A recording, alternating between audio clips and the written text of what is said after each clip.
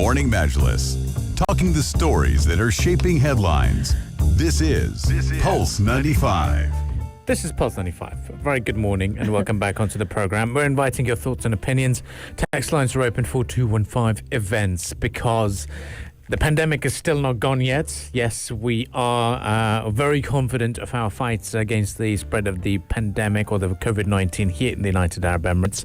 But elsewhere across the globe, things are very much more alarming. Here, yesterday, I went down to the grand event, the famous horse racing Dubai World Cup. Definitely enjoyed it. And I didn't go down there as a spectator. I was down there as a media, and it was not open to spectators. But people who were down there or taking part in it, local officials, racers, team owners, or wherever it was, all had to produce a COVID-19 certificate. So once you're in there, you feel a little bit safe saying, okay, everyone here tested negative and we're all okay.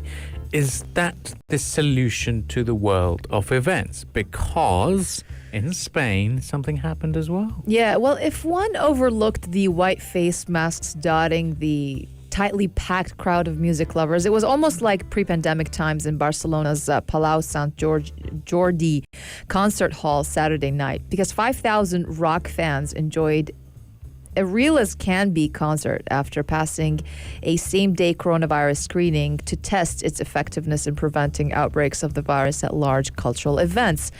The only rule inside the show was the strict use of the high-quality face masks provided by the concert organizers. That was it. Well, 5,000 people. Yeah, it's a spacious concert hall, so usually hosts up to 24,000 people. And this, I guess you could say it was an experiment. You had to keep your mask on. If you're going to take it off, you only have to do it in the designated eating area as well. And the tickets ranged from $27 to $33, including the cost of the test and the face mask that was obligatory as well.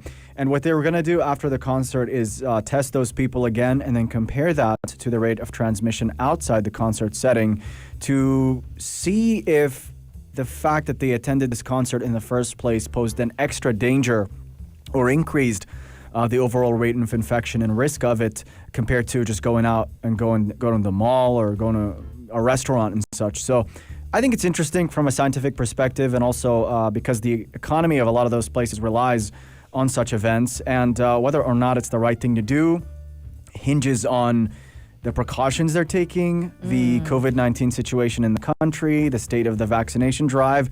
We've seen like a lot of interesting instances. The Super Bowl back in February in the United States, it had 25,000 people in the stands. And 7,500 of those were vaccinated healthcare workers. So interesting how they pulled that off. But yeah, you look at examples from all around the world. Sharjah's hosted its fair share of events as well. That's right.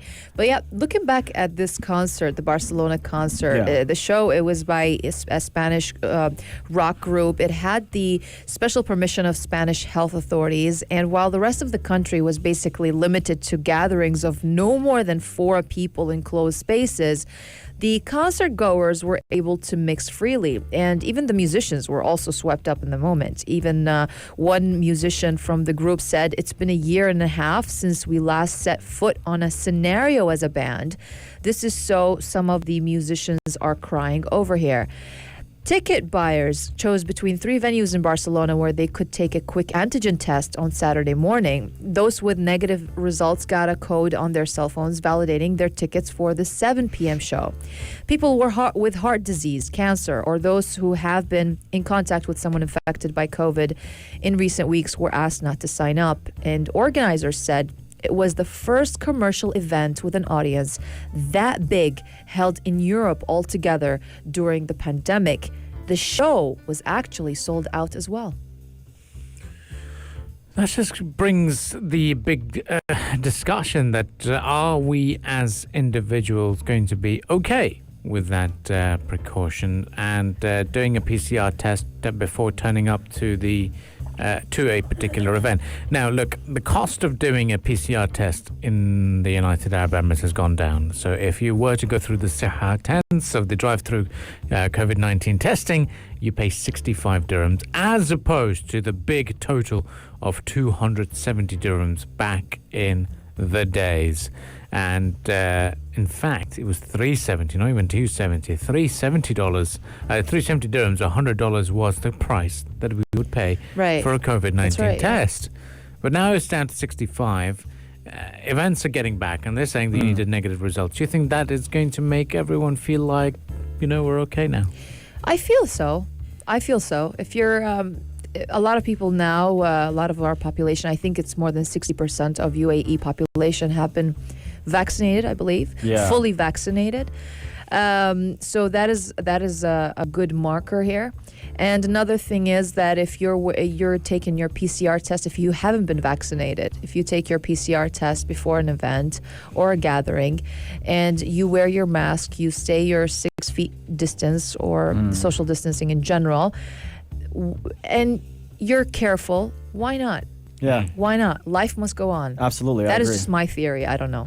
No, I agree with you 100%. And it's also going to be interesting to see how the results of this study go, because if you have 5,000 people, but they're all getting tested, and the concert is outdoors and it's spacious enough, the infection rate in this concert might be lower than that of the general population, because all of those people made sure they were getting tested and they're following strict protocols, as opposed to, again, you're going out to the mall.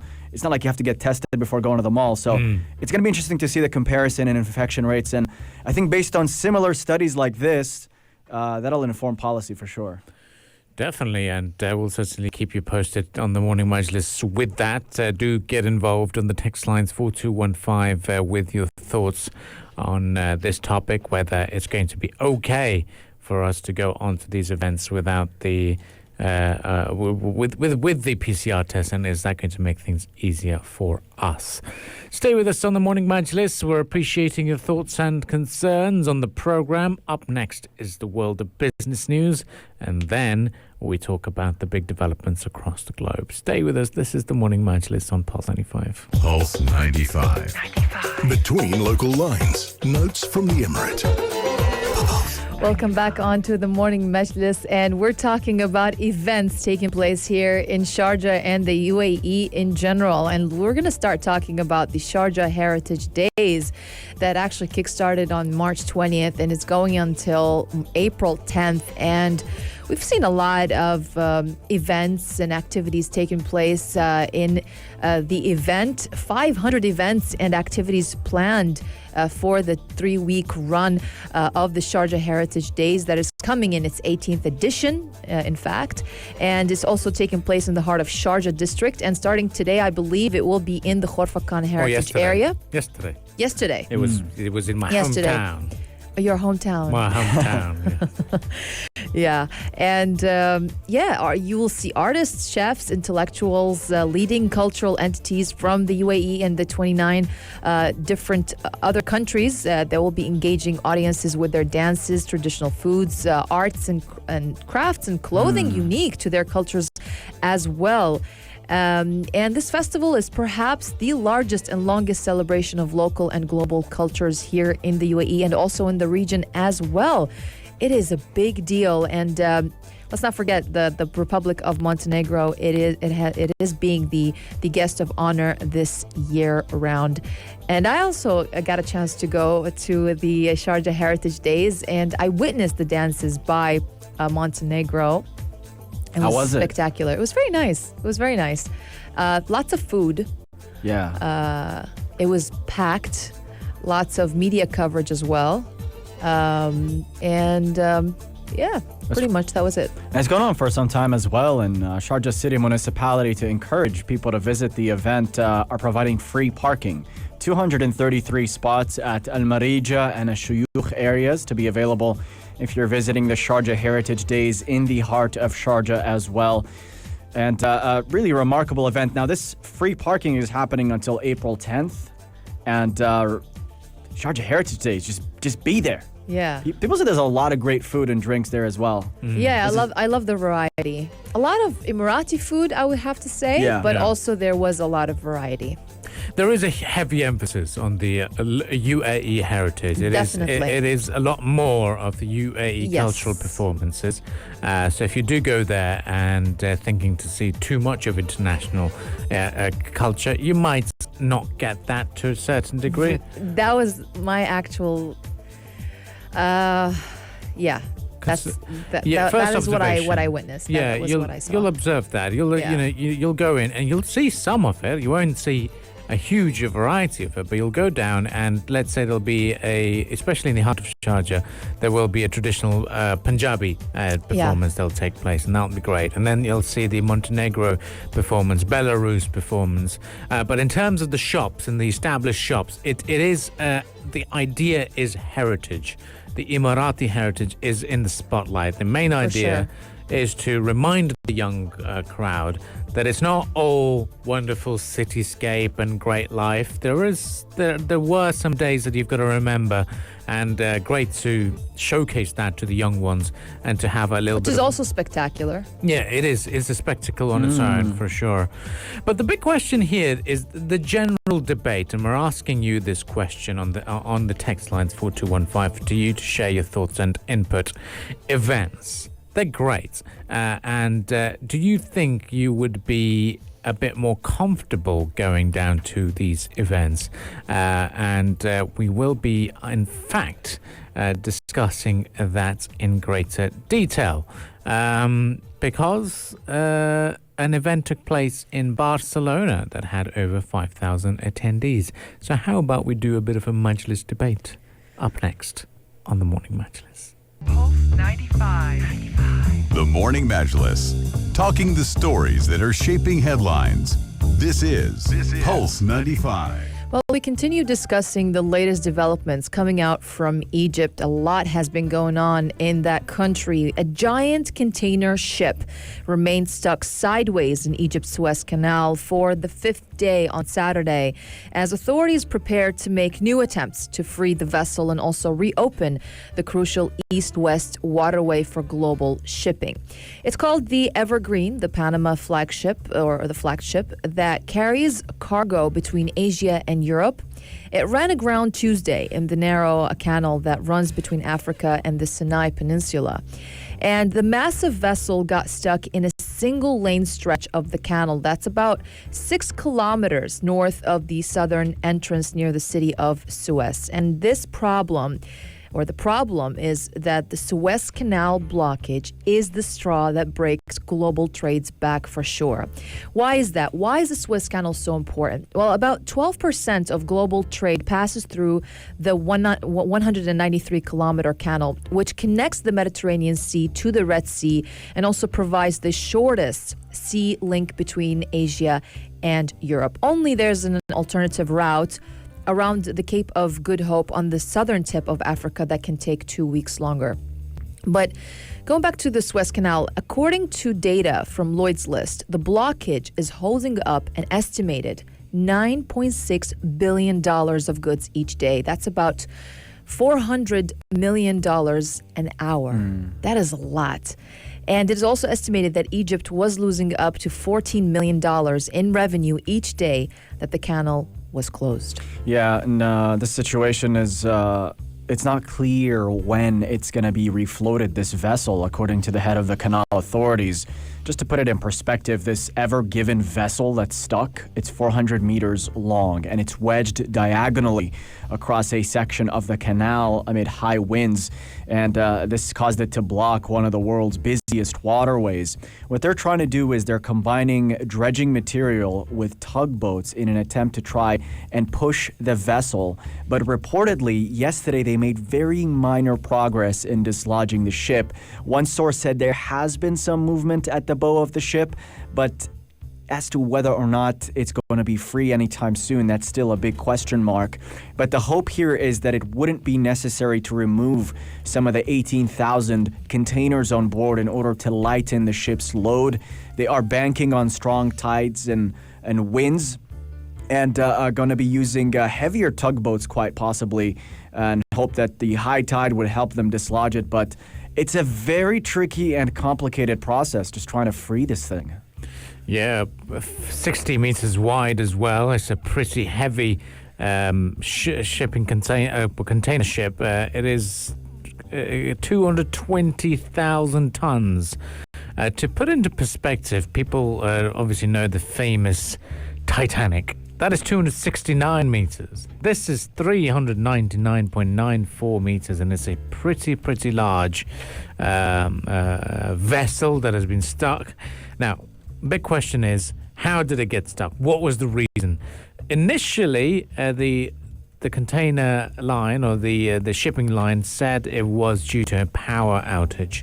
Now they started to blame the strong winds caused by the sandstorm to have run the Ever Given aground, and that happened last week. And still, despite that, over 300 ships are now stuck in the canal and its lakes. So it is a very embarrassing situation for Egypt, and it's also affecting global commerce. That's going to be a bit of a worry. But one of the tactical ways is to take the load off the ship and help it to move in the direction that they want to. But that can only be moved by strong cranes. Well, over the weekend, they did remove 20,000 tons of sand from around its bow, but whether they'd have to remove containers or not remains to be seen. They're not doing that at the moment.